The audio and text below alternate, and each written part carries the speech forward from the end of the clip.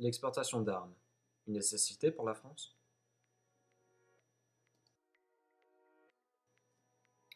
La France fait partie de l'Union européenne, la plus grosse puissance économique dans le monde, suivie par les États-Unis et la Chine, avec un PIB de 16 billions de dollars US.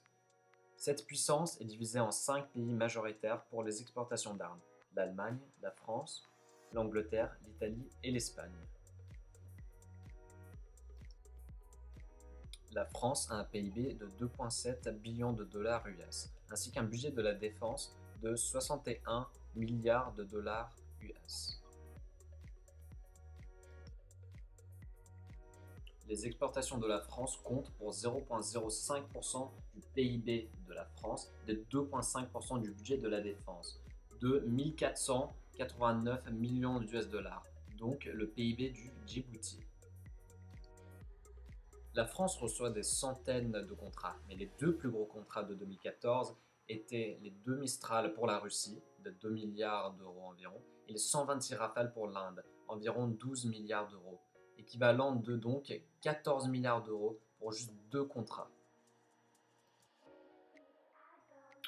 L'exportation d'armes est très importante pour les emplois dans l'Union européenne et la France. Nous pouvons voir que sur les 235 millions d'individus avec un emploi dans l'Union européenne, 600 000 d'entre eux travaillent dans l'exportation d'armes, donc 0,3%. Ce pourcentage étant bien sûr plus important pour la France, avec 0,7% des emplois étant dans ce domaine. Sur les 22 millions d'individus ayant un emploi, 170 000 individus travaillent dans le secteur de l'exportation d'armes. Ces emplois sont divisés en plusieurs différentes compagnies. Les deux compagnies les plus importantes sont Thales et Safran. Safran, Dassault, EADS travaillent dans l'aéronautique, alors que Thales et Sagem dans l'électronique, DCNS et MBDA dans la missilerie.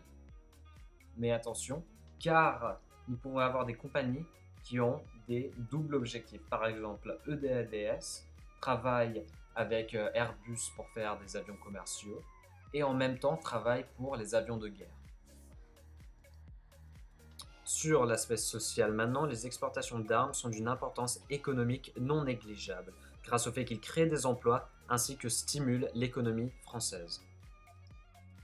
Les industries d'armement essayent de renvoyer une image moins négative d'elles-mêmes. En ayant des pages sur des réseaux sociaux, tels que Facebook et Twitter, les industries dissimulent la violence associée à leurs produits. Elles renforcent l'idée d'armes défensives pour la protection de la nation française. Les publicités de recrutement présentent une image plus positive de l'industrie, en l'associant à d'autres industries du secteur secondaire. Ces industries montrent l'importance de leur secteur en approchant directement son public.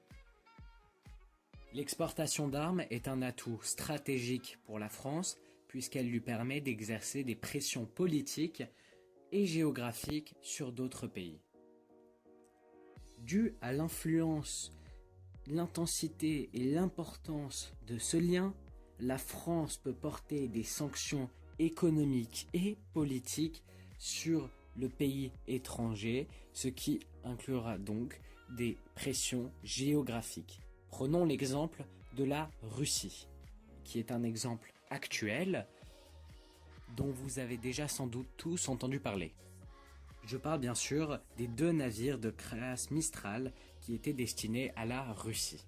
Donc tout commence en 2009, lorsque la flotte maritime militaire de Russie a exprimé le besoin d'un ou 2 bâtiments et de l'éventuelle construction d'autres sous-transferts de technologie avec livraison d'un premier bâtiment fin 2014 et d'un second fin 2015. Donc voici une citation de l'armée russe. Donc cela signifie qu'en 2009, les Russes ont commandé 2 navires de classe Mistral construits par la France et notamment la société STX France à Saint-Nazaire. Les 10 bâtiments, c'est-à-dire les 2 navires, étaient destinés à être livrés fin 2014 et pour le deuxième fin 2015.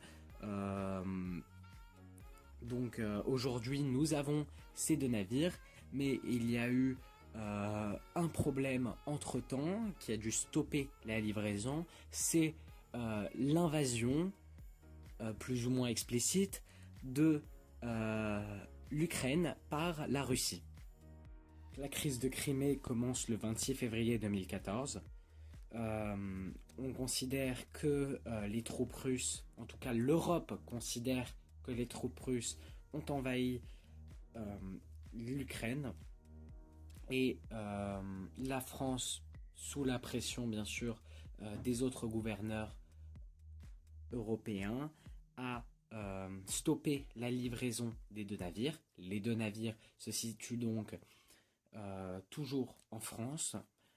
C'est un contrat qui s'élève à 2 milliards de dollars, donc c'est très élevé, et donc ça crée d'énormes tensions, à la fois pour la France, qui a peur des répercussions économiques si elle ne livre pas les navires russes, puisque la Russie est un des premiers exportateurs de gaz et de pétrole dans le monde. L'Europe est dépendante de ce gaz et de ce pétrole à plus de 20% de ses importations de pétrole.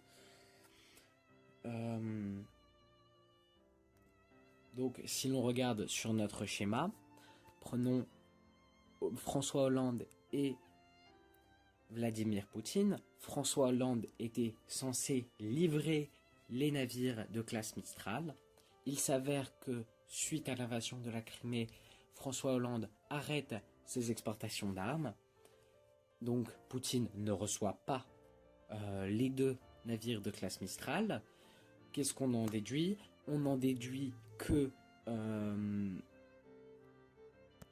outre les sanctions économiques déjà imposées par l'Europe, c'est-à-dire des restrictions financières, l'impossibilité pour un certain nombre de groupes russes, notamment des groupes d'État comme Roosevelt, de financer, ou en tout cas des limitations en termes de refinancement sur les marchés de capitaux européens, plus largement occidentaux. Donc on retient qu'il y a des sanctions financières, mais selon Jean-Sylvestre Mongrenier, les principales sanctions imposées à la Russie sont des sanctions liées à l'armement, comme nous venons de le voir avec les navires de classe Mistral, c'est-à-dire que cela concerne surtout des transferts de technologie qui seraient interdits vers tout ce qui serait secteur d'armement.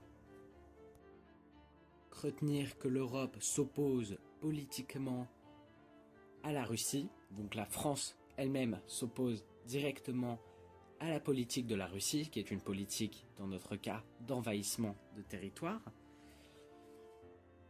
Des sanctions économiques, donc politiques, sont imposées, ce qui inclura donc des sanctions géographiques, puisque si la Russie est affaiblie financièrement, économiquement et ne peut plus importer d'armes, elle aura beaucoup plus de difficultés pour envahir la Crimée et donc l'Ukraine. Puisque la France est capable de contrôler la politique, l'économie et la finance et la géographie de territoires étrangers, elle se présente comme une puissance forte capable de porter des sanctions importantes sur des acteurs militaires, voire politiques et économiques. Que la France prône la paix. Il suffit de regarder, la France a été l'un des membres fondateurs de l'ONU à sa création en 1945. Elle appartient également au Conseil de sécurité et détient un siège permanent comme les États-Unis, la Grande-Bretagne, la Russie et la Chine. Elle joue à ce titre un rôle de moteur sur un nombre de sujets. Elle est également représentée tant dans les autres organes principaux de l'ONU qu'au sein de ses organes subsidiaires, puisqu'elle est élue au Conseil des droits de l'homme et membre permanent de la Conférence du désarmement. Outre les textes de la Constitution et de ses principaux articles qui défendent et prônent la paix, la France souhaite également qu'un travail de revue soit mené sur les opérations de maintien de la paix afin de les rendre plus efficaces et plus à même d'atteindre leurs objectifs. D'ailleurs, le président de la République a proposé en 2013 un encadrement du droit de veto en cas d'atrocité de masse. On se rend donc bien compte que, selon les écrits de la Constitution et des autres écrits de l'ONU, la France défend la paix, qui est une de ses valeurs principales, une valeur républicaine. Cependant, on s'aperçoit qu'il y a un réel paradoxe, un problème d'éthique. Nous allons le voir, selon les années précédentes, ces exportations d'armes n'ont fait qu'augmenter. En 2012, par exemple, la France a exporté pour plus de 3,5 milliards d'euros en armes. Son principal destinataire est l'Arabie Saoudite, qui en a acheté pour plus de 800 millions d'euros. Mais l'on se rend compte que l'Arabie Saoudite est un pays instable et qu'il serait dangereux d'exporter des armes vers ce pays. D'ailleurs, l'Allemagne a stoppé ses livraisons d'armes vers l'Arabie Saoudite. Il suffit de regarder le journal de la Tribune ou directement sur le site officiel du gouvernement allemand. L'Allemagne a décidé de stopper ses livraisons d'armes vers l'Arabie Saoudite en raison de, je cite, l'instabilité de la région. En résumé, la France exporte des armes à des pays dits instables, où il pourrait être dangereux de vendre d'autres armes qui pourraient être utilisées à tort.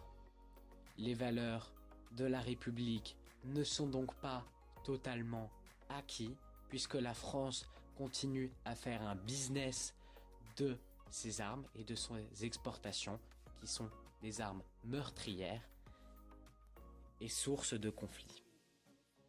En effet, aujourd'hui, l'exportation d'armes est une nécessité pour la France, du point de vue économique, politique et pour son rayonnement. Cependant, ces exportations posent un problème d'éthique puisqu'elles ne respectent pas les valeurs fondamentales que défend la France. Il faut donc s'ouvrir vers une voie plus pacifique qui pourrait à la fois subvenir aux attentes économiques et politiques de la France ainsi que son rayonnement, tels que les énergies renouvelables qui pourraient substituer le trou économique si l'on stoppe l'exportation d'armes et qui pourrait donc répondre à toutes les attentes que remplissait l'exportation d'armes, en plus de défendre les valeurs de la République française. Oh putain, c'est fini.